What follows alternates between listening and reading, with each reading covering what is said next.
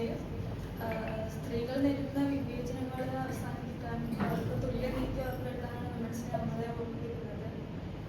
വിദ്യാഭ്യാസം, തൊഴിൽ, രാഷ്ട്രീയം എന്നെല്ലാ മേഖലയിലും സ്ത്രീകൾക്ക് ഒരേ അവസരം ലഭിക്കണം. ഞാൻ ഇതെല്ലാം പറയുമ്പോൾ എനിക്ക് സമൂഹത്തിൻ്റെ ഭാഗത്ത് നിന്ന് എനിക്ക് കിട്ടേണ്ട പരിഗണന എനിക്ക് കിട്ടിയിട്ടില്ല എന്ന് നിങ്ങൾ വിചാരിക്കരുത്.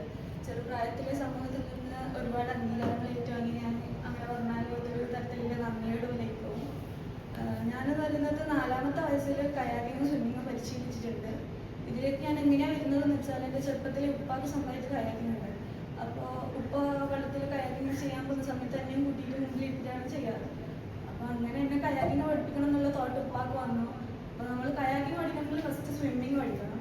അപ്പോൾ അതിന് വേണ്ടിയിട്ട് ഇപ്പോൾ ഫസ്റ്റ് തന്നെ സ്വിമ്മിങ് പഠിപ്പിച്ചു, പിന്നീട് കയാക്കിങ്ങും പഠിപ്പിച്ചു. അതിനുശേഷം സ്വിമ്മിങ്ങിൻ്റെ കയാക്കിങ്ങിൻ്റെ കോമ്പറ്റീഷൻസിലെല്ലാം നടക്കാൻ തുടങ്ങി. പിന്നെ ഇത് സമൂഹത്തിന് ഉപകാരപ്പെടുന്ന രീതിയിൽ എങ്ങനെ ചെയ്യാമെന്ന് വിചാരിച്ചിട്ടാണ് ഞാൻ പിന്നീട് പ്രകൃതി സംരക്ഷണ പ്രവർത്തനങ്ങളിലേക്ക് എത്തുന്നത്.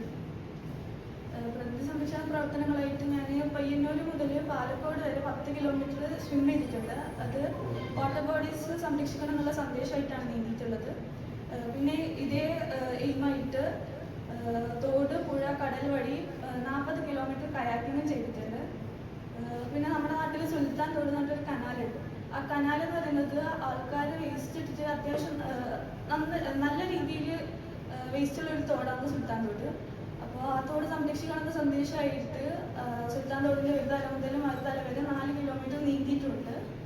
അപ്പോൾ ഞാൻ ഈ ചെയ്ത ആക്ടിവിറ്റീസ് എല്ലാം സമൂഹം അംഗീകരിച്ചെന്നുള്ള ഭാഗമായിട്ട് എനിക്ക് 2020 സംസ്ഥാന സർക്കാരിൻ്റെ ഉജ്ജ്വലവാലി പുരസ്കാരം ലഭിച്ചിട്ടുണ്ട്. പിന്നെ വുമൻ മാനിഫെസ്റ്റോ അവാർഡ്, നന്മമര അവാർഡ് ലഭിച്ചിട്ടുണ്ട്. പിന്നെ ഈ വർഷത്തെ ശ്രീശക്തി അവാർഡ് എനിക്ക് ലഭിച്ചിട്ടുണ്ട്. ഈ അവാർഡ് എന്നെല്ലാം വരുന്നത് എനിക്ക് വെറും ഒരു അംഗീകാരം മാത്രമല്ല, ഇനി ഈ പ്രവർത്തനങ്ങളിൽ മുന്നോട്ടേക്ക് പോകാനുള്ള ഒരു പ്രോത്സാഹനം കൂടിയാണ്. അപ്പോൾ വളരെയധികം സന്തോഷമുണ്ട്. ഇന്ന് ഈ പരിപാടിയെ വിളിച്ചതിലും വളരെയധികം സന്തോഷം.